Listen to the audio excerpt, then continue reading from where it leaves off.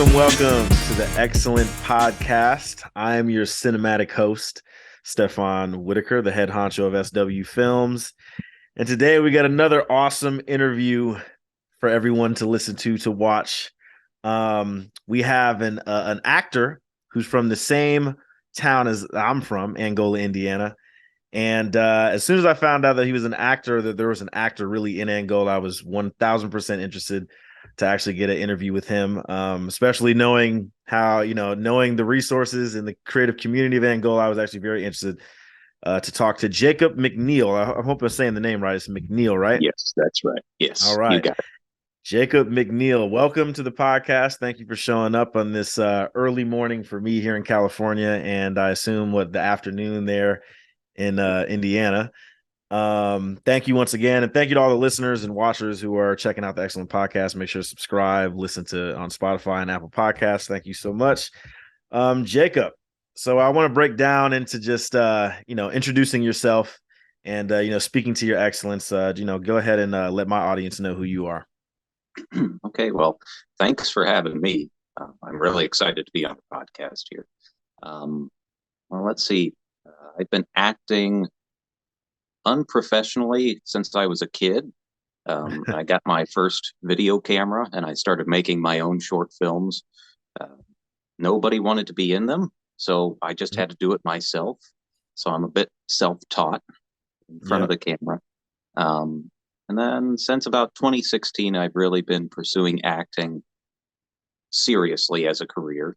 I've appeared in a few things here and there, just finding my way through the entertainment industry. And it's quite an exciting and confusing industry to find yourself in the midst of. Absolutely. So yeah, I've done some extra work. I've done some work in short films. I've done some work in music videos, and I just really like the atmosphere of being on a set or being on a stage. I feel really comfortable there. So that's. Yeah, for sure. That's awesome.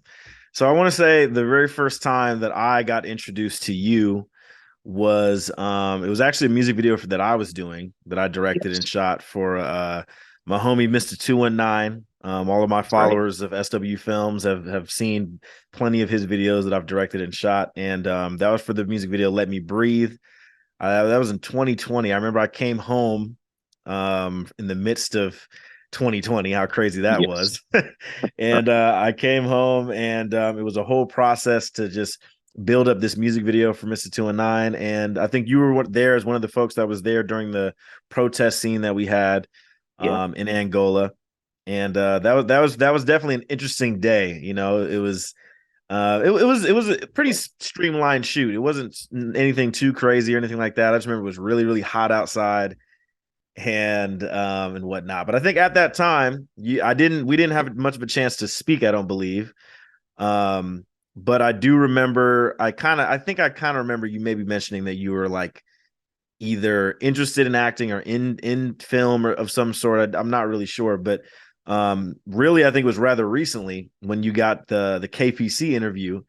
When I realized like, oh wow, so he's actually an actor, he's acting, and he was a part of an awesome production in Chicago, which we're going to get to eventually later on in the podcast. But that's when I got introduced to you, and that's when I shared the interview or shared the article. I was like, okay, cool. I read it, and I was like, okay, this is his background in acting and stuff like that. And so I definitely wanted to make sure to get you on the podcast to talk about all that. So with what you mentioned about how you started in acting and everything, like what was that moment that got you into acting specifically? Do you remember? Yeah. It's a bit of a funny story. I've always been a movie nerd. Ever since I was a kid, I've just loved movies from Jurassic Park, Star Wars, Lord of the Rings, and I grew up obsessively watching those films. Mm-hmm. And there were certain actors that I really liked in those movies, and then I'd watch them in other movies, and then I'd find other great actors in different movies. And then I just started to build up in my head. My love for movies was also a love of acting and actors. Peter O'Toole became one of my favorite actors, and Christopher Lee became one of my favorite actors. And uh, one day I was watching PBS, and uh, there was Masterpiece Theater was on, and Hmm. there was an interview with one of the cast members before the actual show started, and he was talking about the scene, and he has that wonderful British accent, and he said, "Oh well, I took many months out of my vacation to study this character and where he came from and what would have been going through his mind in the scenes that we were about to film." And I was watching this with anticipation. I can't wait to see this amazing actor. He must be the greatest actor who ever lived, because it's just so brilliant what he's saying and how he approaches acting. And a few minutes go by and the show starts, and then the scene comes on that he was going in depth of how he approached it. And Hmm. I thought, well, I can do that. And Yep. it's almost as simple as that. And I had never thought of myself as an actor before that, but I saw that there were auditions for a Shakespearean play at the time, Hmm. and I went and auditioned and got the lead in it. My Wow. first ever venture out into acting. The Scottish play. I won't say it for fear of cursing the podcast, but so it was. That was Yeah. my beginning into acting. Was just feeling like you do in your early 20s. I can Mhm. do that, you know. Right. And it's just kind Yeah. of led me down to where I am now, where I'm happy with where I'm at in terms of my acting ability, and I've taken a lot of classes. I've stepped back on the cockiness a bit, so Hmm. I'm really comfortable with being myself on camera more so than being somebody else. I'm not trying to Right. escape myself like I was in some of those other performances, but Yeah. yes. Yeah. That's a very interesting point, and we'll definitely delve into that. But so first off, I think I remember reading in the KPC interview. And I'll make sure for the folks that are watching this on YouTube or on Spotify that I'll be able to link that post so people can check that out. Oh, But excellent. uh, you're not from Angola originally, right? Yeah, I'm from just south of Angola in Hamilton. It's still in the same Oh, county. Hamilton. Okay, Yeah, Steuben County. Yeah, yeah, yeah. yeah, Okay, still in Steuben cool. County. Yeah, I know. Um, Yeah, I know about Hamilton. yeah, and I was homeschooled too. So a lot of my education was from what interested me. My mother was very liberal with how she taught us.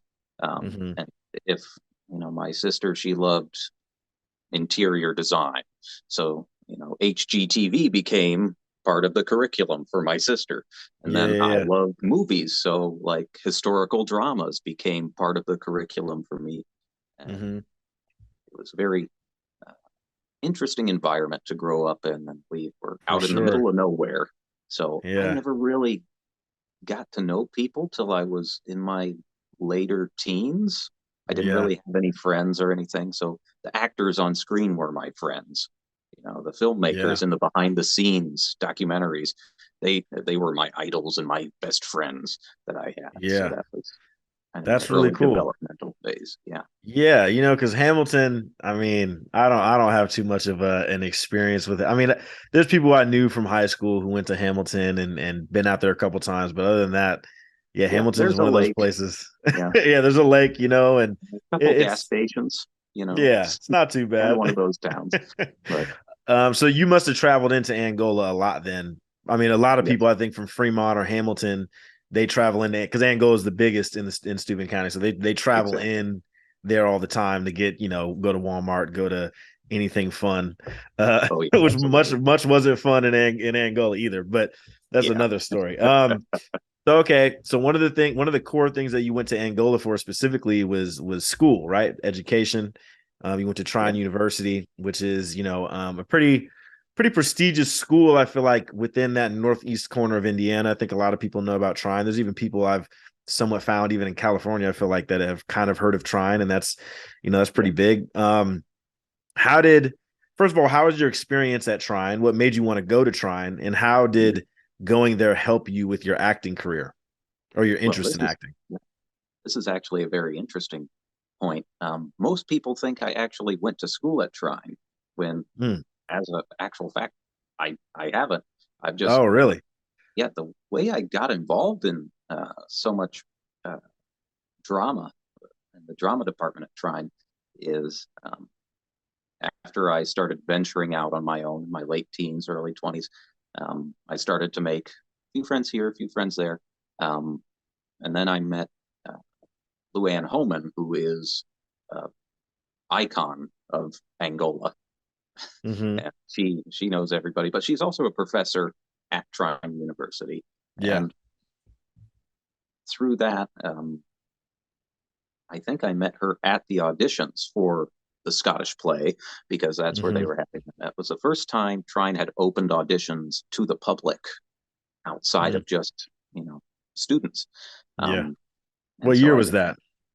that was 2016. So that was, 2016. yeah, so that was quite a while ago. Hmm. About 7 years at this point, I think. Yeah. Whew, yeah. It's 7 years because I graduated college in Yeah. 2016. And yeah. Yeah. Yeah, it's scary to think about sometimes, but Crazy. yeah, but yeah, so I got in there and I really liked the environment. And the way of theater is you start out not knowing a soul, and by the end of it, you're family with each and every member of the cast and crew. So after that first uh, time being involved, it's just kind of had a positive trajectory on my career as an actor and in theater here in Angola.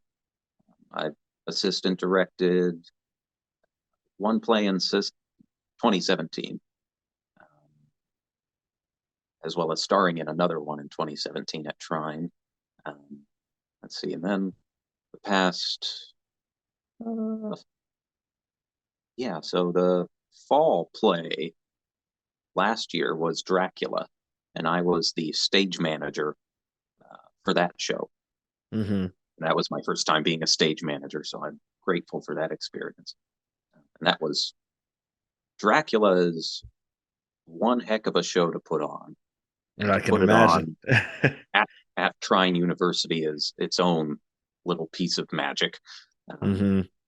and that was great experience. And now I'm, see, yeah, I'm assistant directing the new spring show, which is actually uh, like a 1940s radio drama adapted Okay. for the stage based off Yeah. of Alfred Hitchcock movies. And Oh, so wow. yeah, so it's pretty interesting to do research and try and get something, especially for this generation of kids. They don't even remember DVD, let alone Yeah.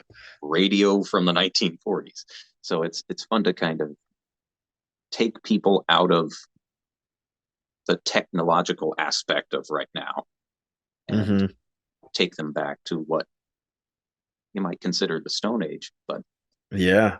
So that's interesting. So you didn't go to Trine. So Trine was yeah, just there for a lot of the stuff that you were doing, like you said, with the drama department, being a part of the different like the shows that they would do. So yeah. so where did you end up going to college at, or did you end up going to college at all? Actually, I did not. I was Mhm. looking into some film schools and some different universities with film programs, but my path just sort of winded around in mysterious ways, and you Mhm. know, eventually it just kind of slips out of your grasp, and say, "Oh, well, shoot, where did the time go?" And so, Right. at this Yeah. point, I'm still interested in getting a college education, but not for any of the things I'm interested in doing as a career, which is probably not wise of me. But I'm interested in philosophy. I'm interested in um, theoretical physics. I'm interested in getting a better grasp of languages. But this is one thing that recently I've kind of come to understand is your background, no matter how diverse or unrelated it may be, seems to have may seem like, oh, my love for physics and my love for um, obscure history has nothing to Mhm. do with each other. But if you're an artist, it has everything to do with your artwork, whether it Yeah, be you're an actor, whether it be you're a filmmaker, whether it be you're a painter or a sculptor. Having that broader understanding outside of yourself of whether it be science or uh, social aspects of how the world has progressed in the last 100 years. There's hmm so many interesting things that can influence your artwork from how deep your background is on so many varied subjects. absolutely. And I 1000% agree with that because I think all of that, being a part of like, interested in like theoretical physics and philosophy and just different kinds of things like that, like you can use all that information that you learn and be able Exactly. to add it to your skills as an actor. I mean, I spoke to Yeah. one of my friends, his name is Amaru. Shout out Amaru. He's an actor um who went to LA. And I remember he told me that sometimes if he was going to do a role that was specific, like, where the character has a specific, career or job that they do, that he would kind of do the method acting of like, okay, let me actually do that actual job for a little while so I Yeah. can understand the ins and outs of what it's like to be in that environment and what it's like to do those daily tasks and stuff like that. And I think just in general, all like you said, for artists, I mean, all of that is super important. Like for me, I put myself as a director, screenwriter, and a producer, but I made an album once. I made an album where Yeah. I'm rapping and singing and all this kind of stuff. And like, Excellent. it was more of just part of that extra part of the passion, but it was just something that I feel like also helps me in terms of when I'm creating my own work for just, something I'm just strictly directing and writing. But um so that's really cool that Trine had a public, auditions and stuff for their shows. I actually never, because in 2016 when I came home from film school, I Trine was not really on my, I guess, on my radar in terms of like, possible work with them. I didn't actually start working with Trine until maybe that following year in 2017, but it was still at a pretty small scale. And even what I've done with them has been at a smaller scale, just doing stuff for the international night. But it's really Yeah. cool that they allowed that to happen. So then with you hopping in and doing the different shows, like what was that like your, I guess, was that kind of your first forte or your first, opportunity into like acting at something at somewhat of a grander scale for you? Oh, absolutely. Yeah. That first time at the auditions was my first time ever acting in front of other people. So, Wow. Yep. yeah, I Yep. got up there and I was trembling, holding the script just, Yeah. um, if you're ever doing public speaking, if you're not used to it, don't hold anything in your hands, especially a piece of paper, because it's just going to go the whole Yeah. time you're up Yeah. there. But yeah, so I got up there, but I was able to channel that energy, that nervous, anxious energy, into reading for a few different characters. Um, and apparently they liked it. And I still think that's one of my better performances. I feel a close connection with Shakespearean plays, Yeah. especially the tragedies. Those are really just, in Yeah. terms of what I enjoy with acting, if all I ever did for the rest of my life was 5 days a week, um, was go and perform the Scottish play or King Lear or Hamlet or something, I hmm would be perfectly content the rest of my life as an actor. Um, Yeah. Not many people feel that way about it, but for me, it's just those plays are so well written. I just can't get tired of performing those characters. But Absolutely. I mean, they've in the lived on time, for years, right? They've lived on for years, yeah, those stories. They still to this day, there's plays in store, like they're still putting out their stories in 2023 of Hamlet and Shakespeare and stuff like that. No, absolutely. I agree with that. I agree with that for yeah, sure. Um, for you then with where you're at currently, right? And before we really get into all the stuff that you've done currently, like how since you started since you auditioned in 2016, what was your plan at that time? When you auditioned, you said, okay, cool, I got this first audition, I had this first play, and you feel like you did a really great job. What was your plan then? Was it kind of in that moment you said to yourself, like, you know what? I've had this love bubbling up for film and acting for a long time. I think I actually want to start making this an actual like opportunity and career for myself. Like, is that what was your plan when you Yeah. were So, going through it?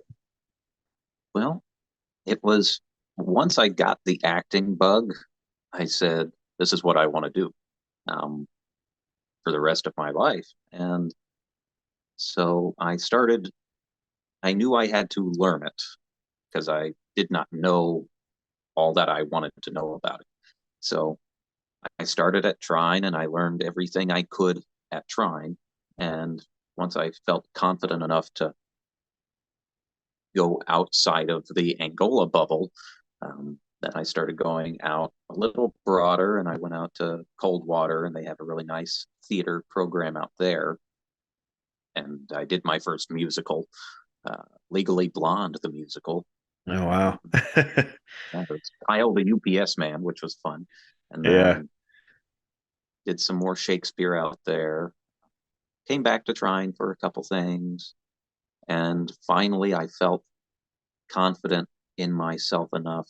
Okay, I've pretty much gained all the knowledge I can from this area. And I've learned from all these very intelligent people. There are so many amazing people at Trine that you learn from. There's so many amazing people up in Coldwater that just gave me so much. And Hmm. when you're given that, it becomes your responsibility to pay it back by success. And so Absolutely. Yeah. Yeah. I wanted to make good on all the uh, advancement that people had gifted me, all the Mhm. knowledge, all the experience of doing all these different shows. And so my plan was, okay, I'm going to go out to New York. And so I started saving during Legally Blonde all my money so I could go to New York for a month and try my hand at it. See if the Big Apple ate me up and spat me out, because that's about the biggest place you can go as a theater actor in the Yeah. world, not just the United States, but really the world. And so I saved up and saved up and saved up, got enough money for my month trip out there. And I went out and got every single audition that I auditioned for. Wow. Yeah. And I had to turn down a couple off Broadway shows because it interfered with my sister's wedding, um, Hmm. which you face family shun if you miss a wedding like your sister's. So Right. I had to, Right. Right. skip out on that. But I was able to do some really cool stuff out there. Met some really interesting people and learned. Okay, there is so much more out here for me to learn and to absorb, and it's it really showed me this is what I am after in Yeah. terms of acting. It's that gratifying thing of, I think this is what I want. I think that's what I want. And then you get there and it's exactly what you wanted, Yeah. you know? So after my month and my funds ran out, I came back. So then Hmm. it's like, okay, yeah, I'm going to save up again. But then also, I ended up falling in love with Yeah. who is now my wife, Christina. And um, that was a saga of you know, just falling in love. And I did a couple other acting gigs around the area in that time. And then we saved up so we could get married and go to New York. Um, we saved up. And then 2 weeks before our massive wedding that we were going to have, uh, COVID canceled everything Yeah, because it yeah, was I was March waiting for it. 28th, I was waiting for it. March 28th of 2020 is when we got married. Yeah, So yeah, we ended up getting married on Facebook. My mother actually she got a certificate off the internet to be an officiant so she could yeah, marry the two of us. And we did it in my sister's living room. yeah, yeah, Um, and yeah, so all my friends and family got to sit at home in their pajamas and watch the ceremony, yeah. um, which was fun. Wow. Um, but yeah, so since the time of COVID, it's really been, as you know, quite a detriment to film and television and theater, especially. Yeah, Um, and so online things have been a good source of work, but in terms of doing what I really enjoy, which is filmmaking and being with big casts and being with the audience in a theater setting, that's just more recently become accessible again. And yeah. travel has become accessible again. So, Right. yeah, that kind of No, leads me up to where I'm at now as an actor, which is starting to finally go back out into some of the major cities for television and theater.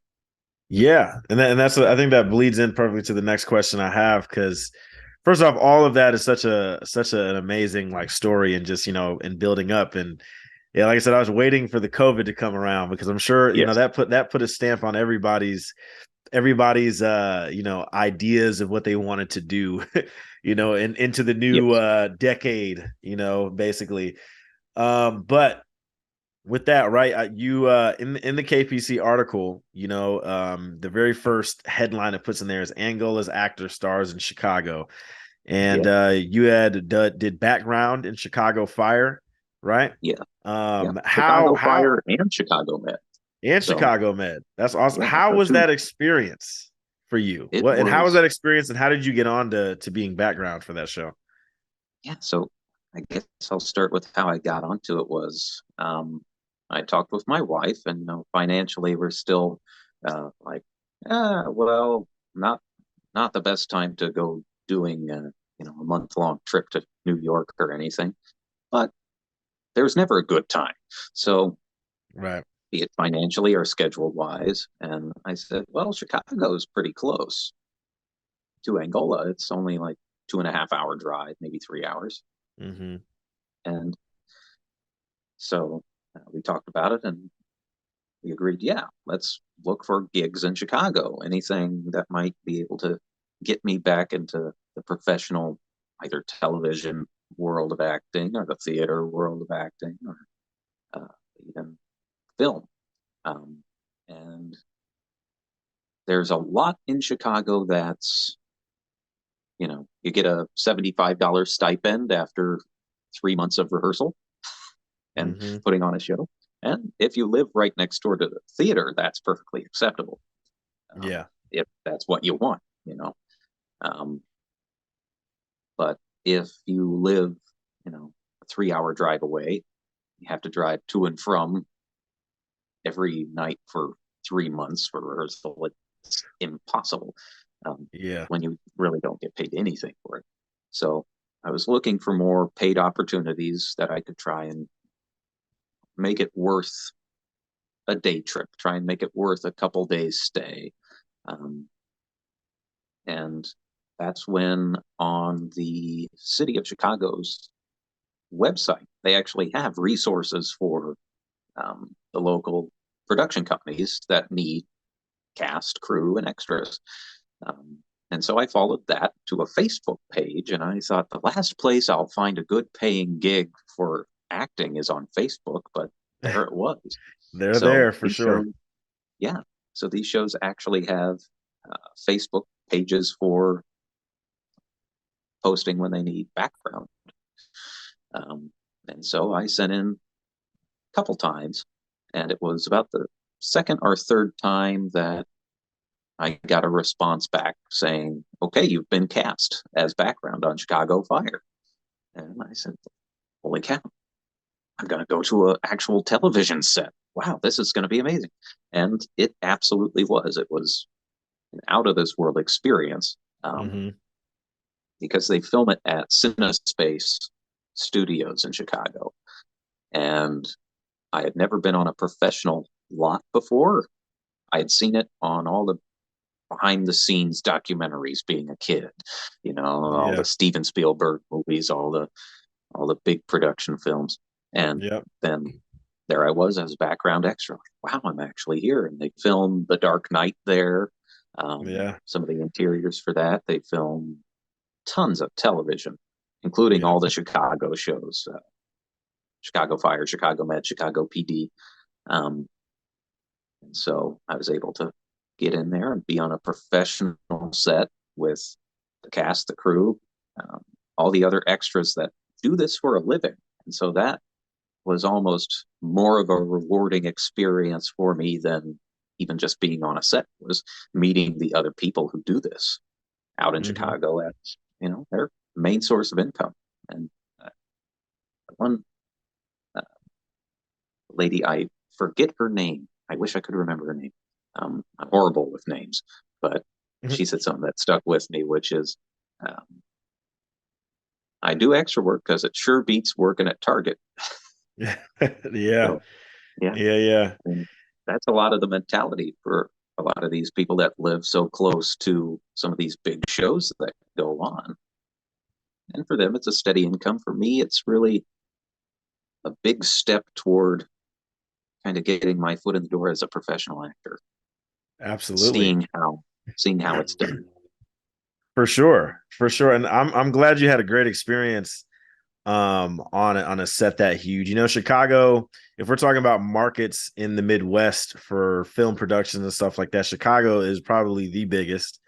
Oh yeah, They're the most visible market that we see. Like Detroit has a couple things that happen. I know a few people in Detroit that do some work, and then Indiana has a few that I know of as well, but a lot of the times there's not a lot of main productions usually happening in Indiana. And if there is, it's very, very small budget stuff. It's never anything yeah. super high budget. But being background, it's interesting. For me, I work on a lot of things out here in Oh yeah, California and just, of course, my own productions.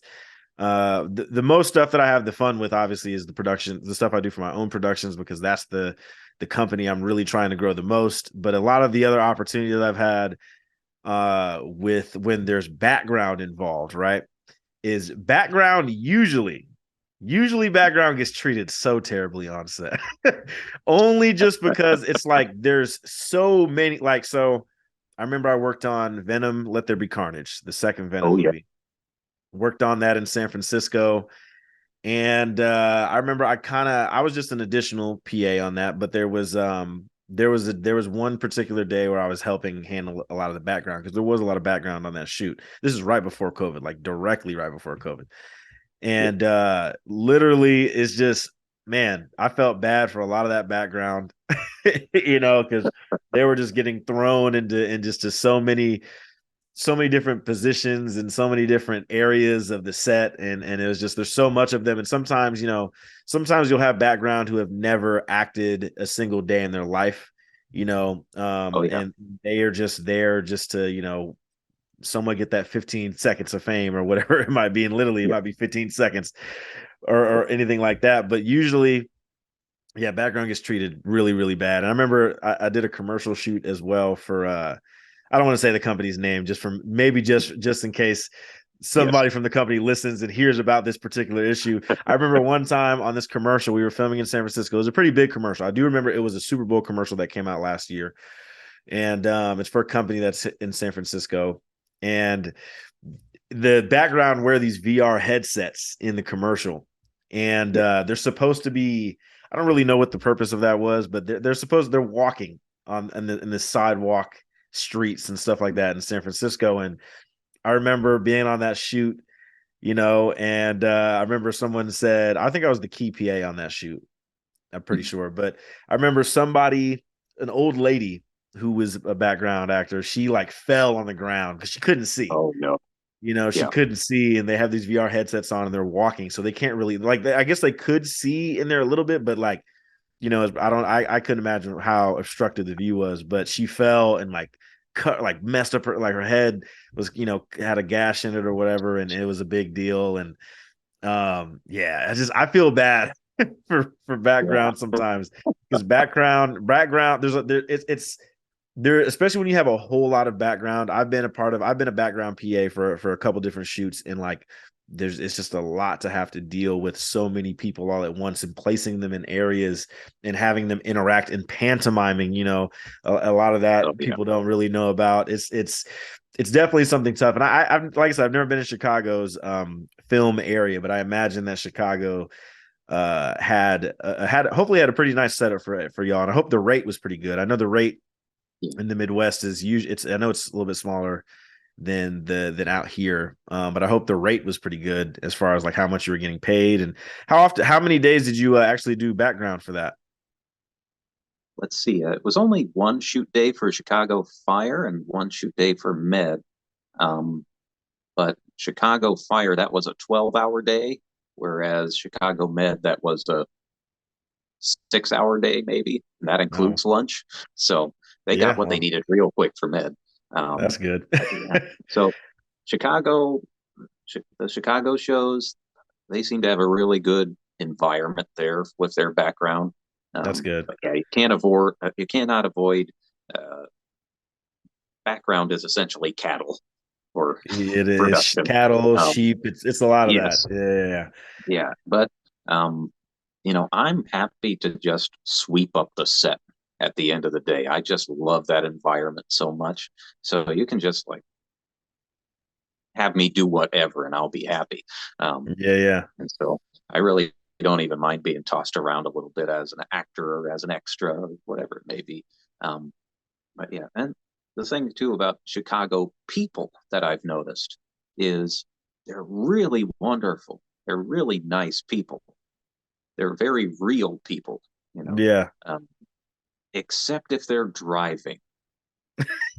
Then Yeah, they will kill you if they can. But if yeah, they're not in a car, they're wonderful people to be around.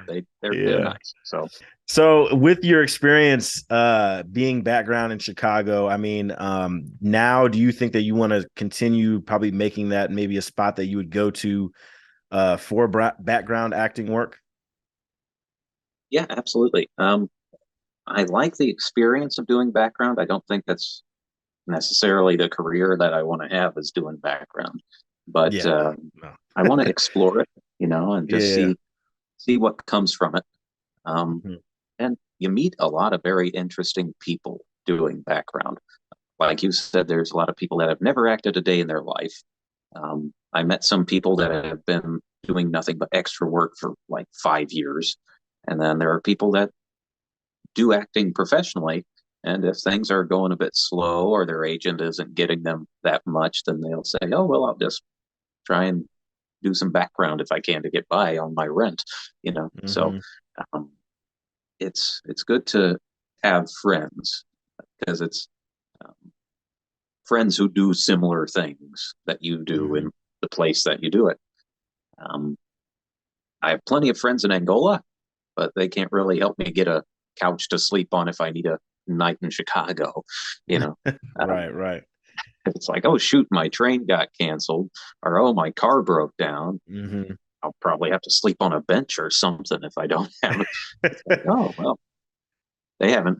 I won't get my check for this for another 2 weeks. Well, shoot, now I'm stranded. Yeah, But yeah, yeah.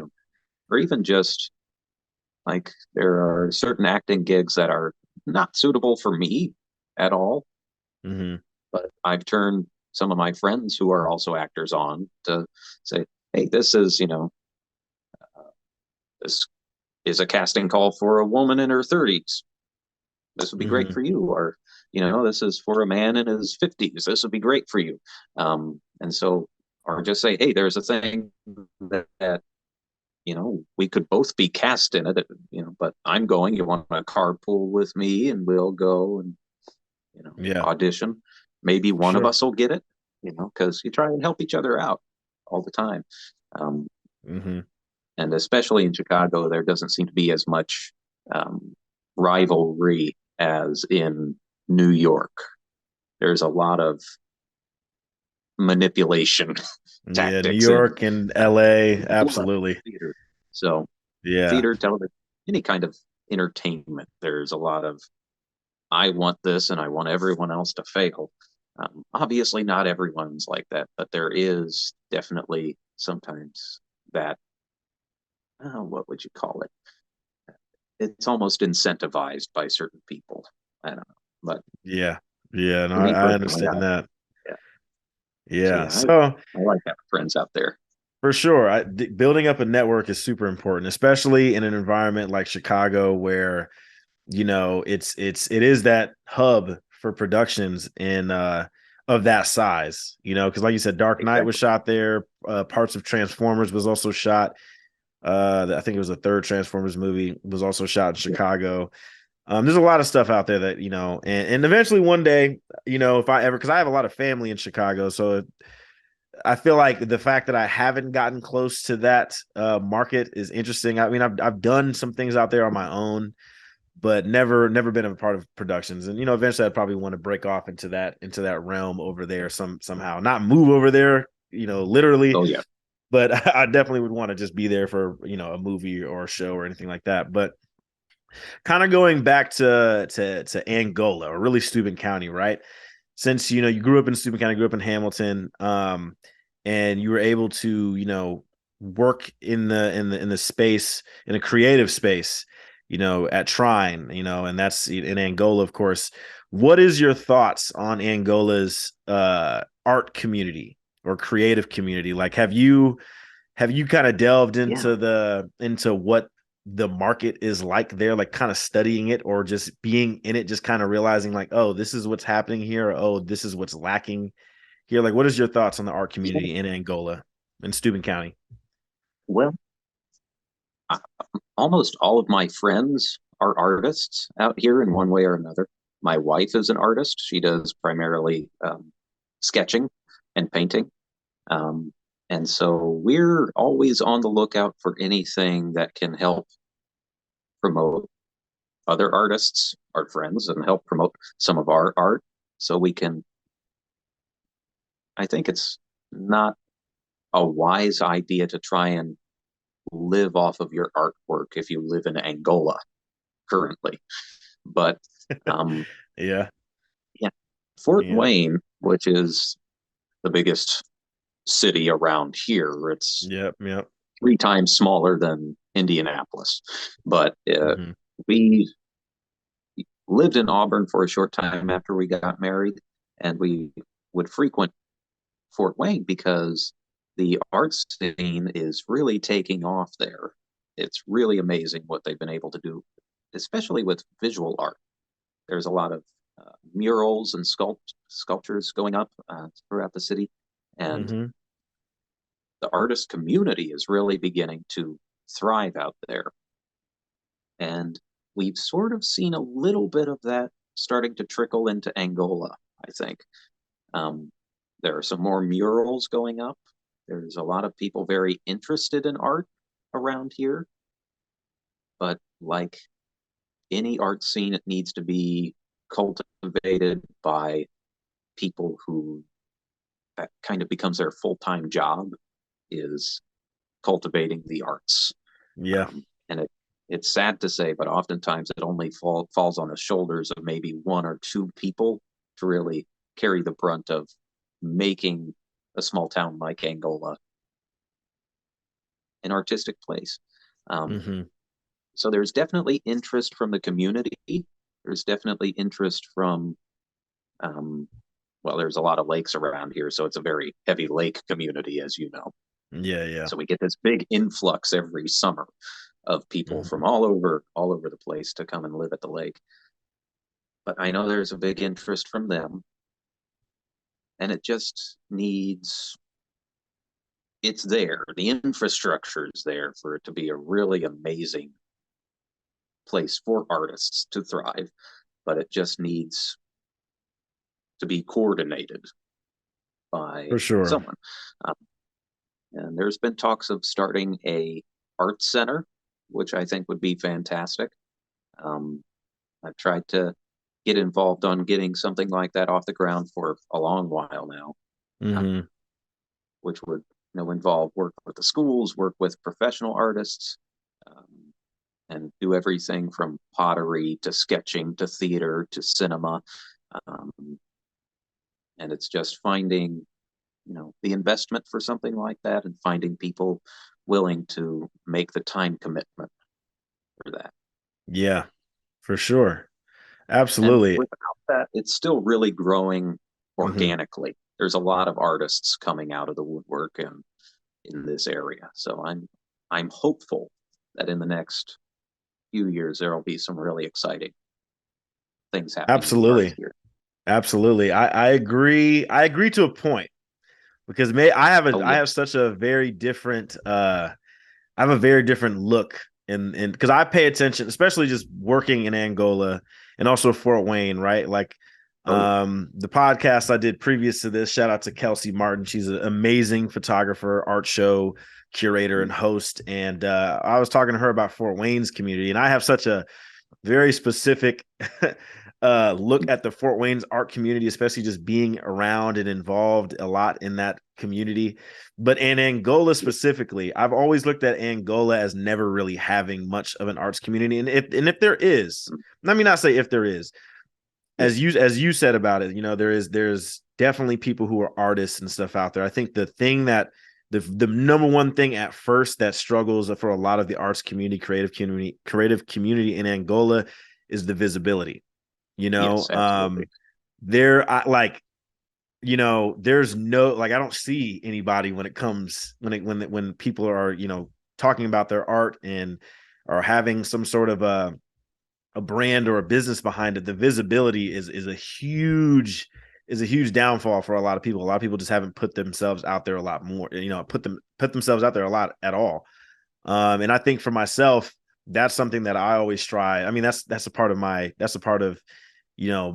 industry is filming and Yeah. and making things visible and marketing and stuff like that. So I've always tried to put myself and my brand out there as much as possible. And for the longest time, I felt like especially when I graduated from college, I kind of felt like, man, I feel like I'm the only one. I definitely felt like I was the only Yeah. one doing film back at home. Oh There yeah. was really no, that was kind of one of my biggest, not fears at the time, but a little bit. One of my worries that when I graduated from college, because I went to school in Florida, I went to school at Full Sail University, Oh yeah. and then came back home to Indiana where there was no opportunities for anything film related for me. So I had to just pull them up from the ground, so to speak, doing Yes. music videos, eventually doing some commercials with local businesses in town.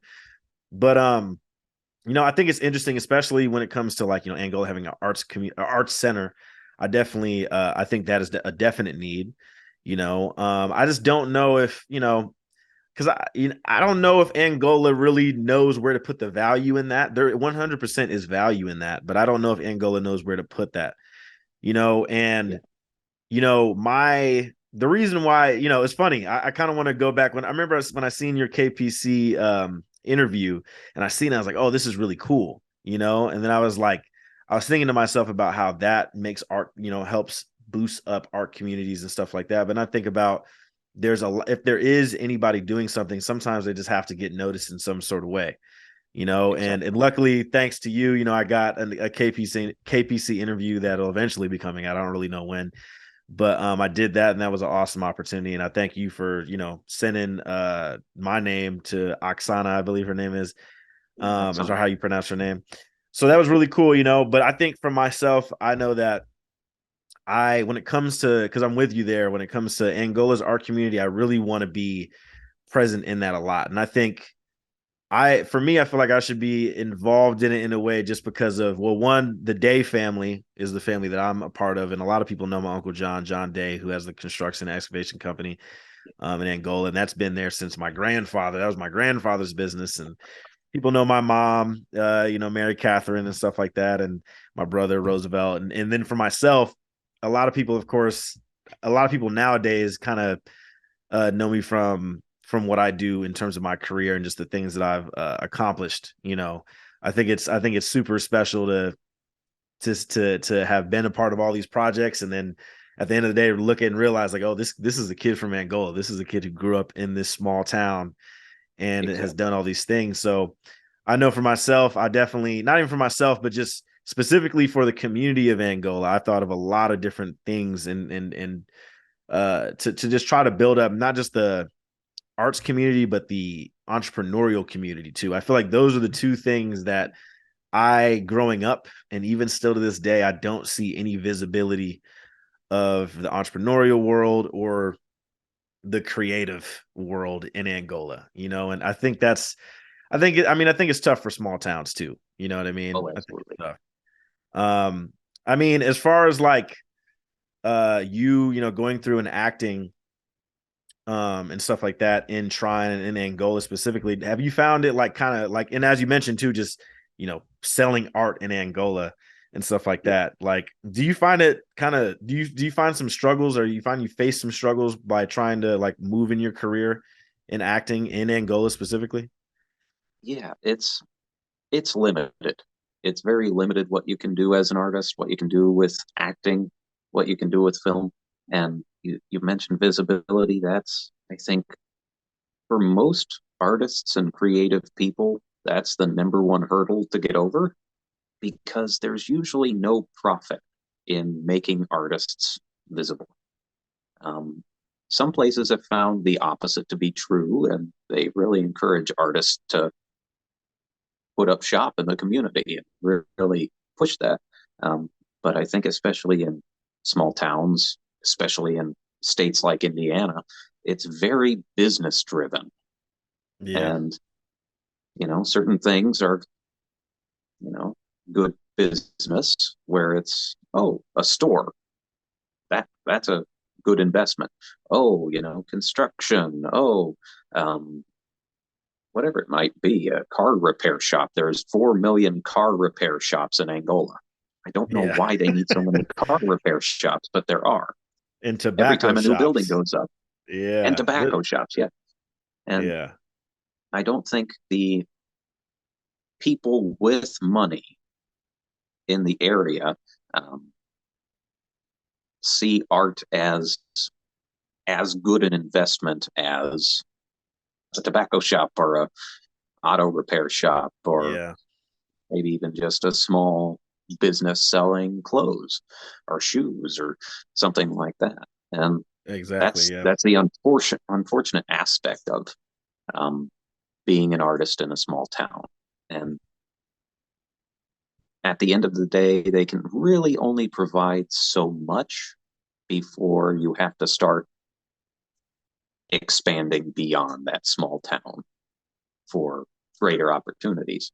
Hmm. Um, and I think no matter how good a small town like Angola gets at helping artists, they'll never be able to really sustain a full time artist, No, unfortunately. absolutely. Absolutely. I agree with that 1000%, because especially for myself, I mean, Yes. I was doing so much work, at the time when I was home, but then eventually, I mean, the plan had always been to move to California, and I moved in late 2019. And, not only have I been working on a lot of things out here and in LA, every now and again, like I've also came back home to do productions, whether it's for music videos or for commercials, and stuff like that. So, for me, I'm just I'm a huge, I try to give so much constructive criticism to Angola because that is my Yeah. home, and that's where that my family has such a huge impactful history in the town, that I am also very connected and uh very I'm just very strongly connected to how I feel about some of the infrastructure and build up of Angola. And I think definitely, like you said, I don't think the town sees arts as such a valuable thing. But I think it's just because they maybe don't know what anyone has been doing, or what kind of, in what space have we gotten to, or some person gotten to in the creative space out there. And I think, honestly, I think I'd have to say, I think I'm an example of one of those things. I've got to work on some incredible things. I've got to work with so many different people in the industry, and just, be a part of some of the biggest productions that, at least, when I worked on Matrix, right? Matrix, I worked on the last Matrix, which was not a good movie, but it was an interesting experience to work on. That is the biggest production that I've ever been on, and that is Yeah. huge. and that's just on the movie side. Of course, there's the different commercials and stuff like that. But I think it's not. I think I at least want to be that example of like, hey, I think arts and people getting into the arts community and just whatever it is, whether it's film, photography, acting, music, I think that it should be paid more attention to in Angola, and there's actually something I want to do. Of course, I'm recording this the day before the Super Bowl, but I Oh yeah, really wanted do a networking event in Angola. I've actually been kind of working behind the scenes to actually do that hopefully this year. But I very cool. really, yeah, I really just want to gather up entrepreneurs, creatives, and people who are aspiring to be those things, and just have once again a network. I think that's the big thing too. Like Angola is a very small town, so a lot of people know everybody in the town. Yeah, But I think when it comes to people's aspirations of wanting to start up a business or to become a filmmaker or become a musician or a photographer or a graphic designer, whatever it may be, I think that just a lot of people aren't having conversations about that together, and I think yeah, there's not a lot of collaboration between it. Like, one other topic that always kind of annoys me about Angola is like businesses back home never do any sort of video marketing whatsoever. I've only worked with a few businesses back home in Angola where we're doing commercials. I did a commercial for WeHop when that was around. I did a couple things for Trine, like I mentioned, but they're more covering events. Um, and I think Trine obviously probably since they're a bigger company, they're looking usually at more outsourcing to like a company that might be out of Chicago or Indianapolis or wherever, whoever ends up yeah. shooting their stuff. But I did a commercial for Wenzel Metal Spinning, which Oh that yeah, has been in Angola in Fremont for the longest time, and I never realized that is the biggest metal spinning company in America. And that is a huge accomplishment. So there's just certain things that I feel like when it comes to the arts and when it comes to sort of marketing and stuff like that, I feel like there's just so much that Angola and the Steuben County definitely needs to pay attention to. And I think the only way they pay attention to it is if someone, whether it's yourself or myself, I know that I'm taking these steps to try to get certain things going to where people will pay attention and be like, hey, this is something that we can build up, which is exactly. what I want to break off into, because I mentioned in your KPC interview that you had a project that you were working on about Steuben County. When I seen that, I was definitely interested because I mean that is also something that I don't that a lot of people hasn't seen. Like I know I have a couple movies and stuff planned to actually shoot back in my hometown as well. I think people doing movies about the community or something of that sort is something that a lot of people also don't hear about. So I would like to know more about that project. What is that project about? Oh, yeah. Well, that's a short film that I wrote a little over a year ago. I've been trying to get it made since then, and it's mostly just trying to work out the schedule for it. Mm-hmm. And I actually just finished shortly before we started the podcast here. Um, I actually just finished shooting a scene, maybe 20 miles or 20 minutes up the Mm-hmm. road here in Fremont. Um, and this is not so much to do with Steuben County as it is to do kind of with myself. Um, it's a short film that I wrote after having kind of an existential crisis, and I needed to put that energy into something. And so I said, okay, I'm going to write a short film and try and get out all this stuff that's inside of me. And I wrote it, and it's almost a dialogue with myself, Mm-hmm. just kind of in the lines of Ingmar Bergman kind of film, and I think it references that in the KPC interview too, where I guess the synopsis of the film is the main character, played by myself, he dies and he's stuck in this kind of uh, purgatory, and he's unable to pass on until he comes to terms with some of the uh, unresolved issues in his lifetime. And Mm-hmm. so he goes and he meets with his girlfriend that he left behind, and he meets with his mother that had already died, but Mm. it was under bad circumstances, and he didn't see her before she died. And he's trying to resolve these things just so he can find some peace inside of himself and pass on to whatever may be after that. Mm-hmm. And I thought, well, I grew up in Steuben County. I know this place so well, and it's a part of my psyche almost.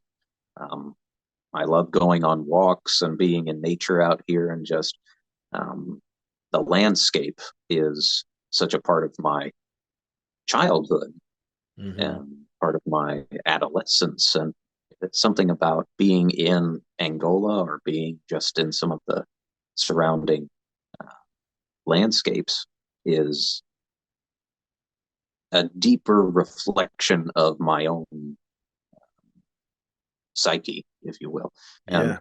so that's what that is pretty much Steuben County is almost a character in Yeah. there because it's part of the main character in the film. So it's very existential and very rather art house style. It's going to be 4.3 aspect ratio and black and Mm. white and all that. And I hope it doesn't come off too pretentious once it's finished, but I Yeah. guess Yeah. hopefully it's not too amateurish because it's been a long time since I actually committed myself to making a short film Yeah. Yeah. seriously. So, Right. That's awesome, yeah. man. Well, I hope that everything goes well with that. And definitely when you have it finished, I mean, shoot, send it my way. I'd love to take a look at it, you know?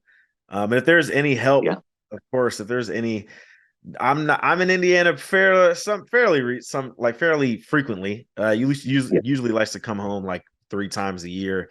But I know that I know that there's definitely plenty of people back in like Fort Wayne, some Fort Wayne filmmakers that maybe they could lend a hand. I could, kind of ping them about, hey, there's a project happening out here. Would love if you can be involved. Yeah. Which Absolutely. that's an awesome project. It kind of reminded me of the movie Soul. Have you heard of that movie? A Pixar movie? A Disney Pixar movie. Yeah, I've heard of Yeah, that, but I yeah. still haven't watched it. Oh That's been man, on my watch list for a long time. So, yeah, it's a great movie, and it kind of has a sort of similar premise in terms of like someone passing away and then having to kind of deal with some of the things that they left behind. And it's interesting though, of course, how Pixar does it. They do it in a very kiddie and animated way, obviously, but yeah. it's very profound. It's actually one of Pixar's more mature takes on a film, I think, in a long time. But Wow. that's really cool. I think that's so important to just do projects, where you're at and use whatever resources that you have. You know what I mean? Especially you acting in it, and then whoever else you might be have acting as your girlfriend and your mother in it. Which I imagine it might be your actual mother and girl and wife, maybe in those Actually, roles. I'll give them a shout out.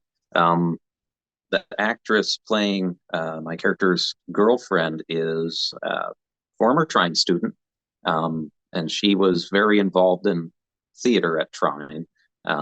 And now she's working out at Tibbetts Theater in Coldwater, and she's very interested in pursuing acting as a career. She's actually from California.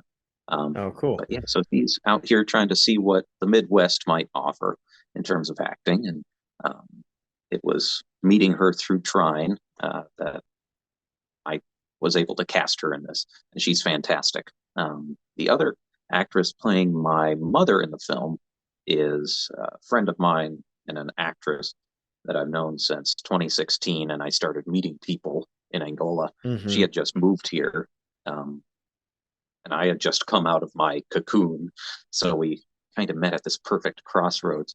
Um, and she's been in a lot of plays with me. We've been in a lot of stuff together. She's been my stage manager sometimes on some of the Hmm. plays that we've done. Jan Thomas is her Oh name, and yeah, she's fantastic. that's cool. Yeah, I don't know her like personally, but I know that I think she was also there for the Mr. 219's music video, and I have Yes, her as a friend on Facebook. Shout out to Jan Thomas. That's cool. That sounds like it's once again an awesome project, and I think it's just so important to be able to tell those projects and in whatever way of like you being able to push that out there to Angola, whether it's, you show the movie on in the theaters, or even if there's a way as well, I would love to help you be able to push that out there, um, as well, just, with the brand of SW Films, if there's any way I can help. But one other Well, question thank I you. want to ask before we get to the last question here is, one thing I kind of meant, just with the visibility part about acting, right? Um, Yeah. do you ever like kind of look at some of what some other actors are doing, like in this modern age of like putting stuff on social media, whether it's like doing skits or something like that, or of course putting together an acting reel. Um, what is your relation into like using social media as a tool to kind of, I guess, spread some of your talent?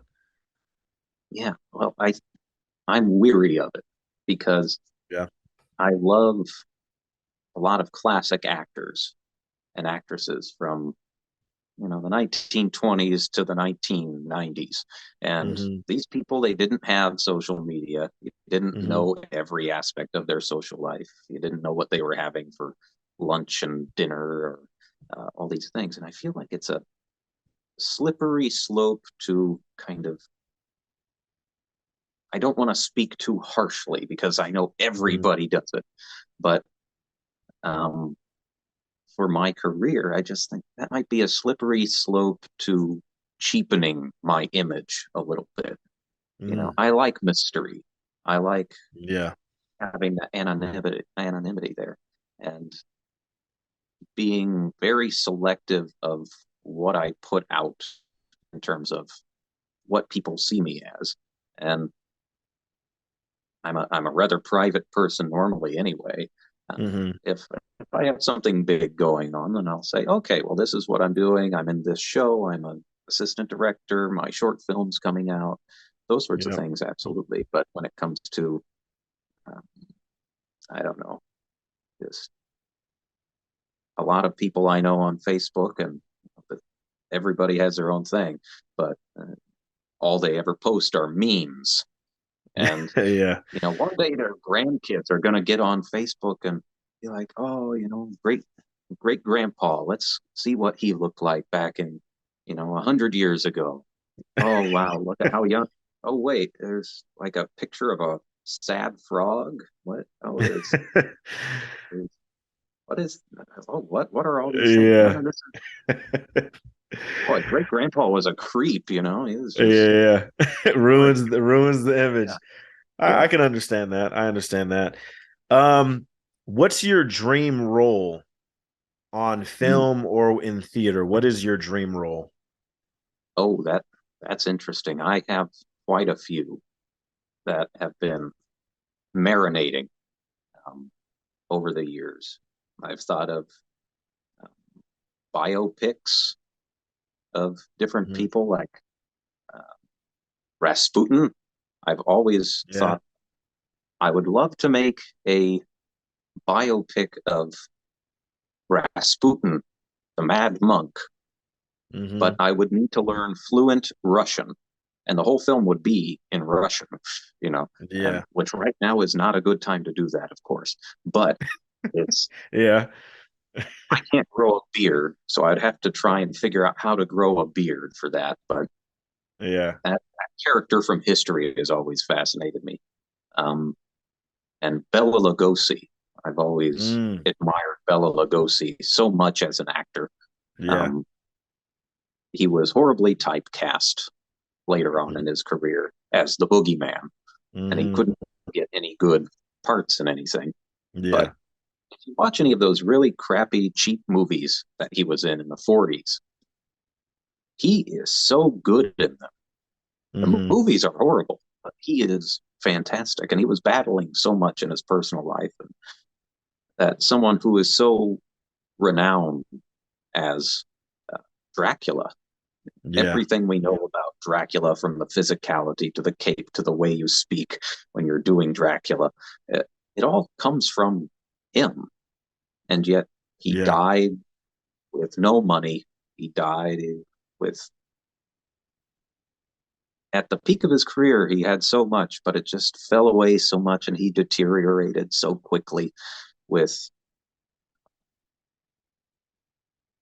what the world took away from him from just saying, all you can ever be is Dracula. And Yeah. so it's a bit of a tragedy, and I'm drawn to tragedy stories. Um, Yeah. Yeah. but yeah, in terms of more conventional roles, any Shakespeare role I love. I just eat that up. Hmm. Um, so, That's awesome. That's and great, what man. King Lear I'd love to do, but I'm too young for that right now. So Yeah, a lot of as you right, as you grow and get older, there's different kind of characters that you can shift into and exactly. meld yourself to. That's awesome, man. Briefly, I would one thing I always ask for my guests is to give a message, give a message that you would give to somebody who is in your position, who's wanting to become a theater actor or a actor on film. What would be your message to that person? Let's see. Um, just pursue it. Don't stop pursuing it. And if there's an opportunity, take it. Don't waste your time by saying, oh, well, rent's due at the end of the month, or, oh, well, maybe in a month. Hmm. That's what keeps you where you are. You never progress if you just keep putting up these excuses to yourself, because it's easier to say, oh, well, rent's due, so I shouldn't, go out to New York to try and do my thing. Or, oh, I can't, indulge myself in doing this play and missing some days of work. Just do it, that's a very overdone phrase nowadays, just do it, but pretty much it has pretty heavy connotations. So I'd say for any creative person, you know, pursue it. And if that means, you're a little late on rent, or if, you need to buy beans instead of steak at the grocery store for dinner that night, just suffer a little bit and you'll be happier that you did, Yeah, that's a great message. That's awesome, Thank man. you. Jacob, thank you so much for being on the podcast. Yes, thank you, Stefan. Yes, thank you so much just for being here and sharing your story. There's a lot of folks, especially like I said, I'm always interested and enthralled to hear stories from folks who are from the same place that I'm from. I have a very specific, just background and upbringing and all of this. And it's always great to hear someone else who's from a hometown that has their upbringing and still striving to become a creative and be active in the arts community. So that's awesome, man. Where, if anyone wants to follow any social medias, or if anybody can actually maybe see some of the stuff that you've done, is there any social media pages that people can follow? Yeah, let's see. I'm actually working on starting up a YouTube, but it's probably not going to be up for a little bit now. I'm still working out some of the details on that, but it should be finished soon. Maybe I could send that to you so you can link it below once it's finished. But I will Yeah. have a place where you can go and kind of follow me a bit. Awesome. That's great, man. Well, thank you once again, Jacob, for being a part of the podcast. And thank you to all the listeners. I hope you guys enjoyed this one. And we will see you guys on the very next episode.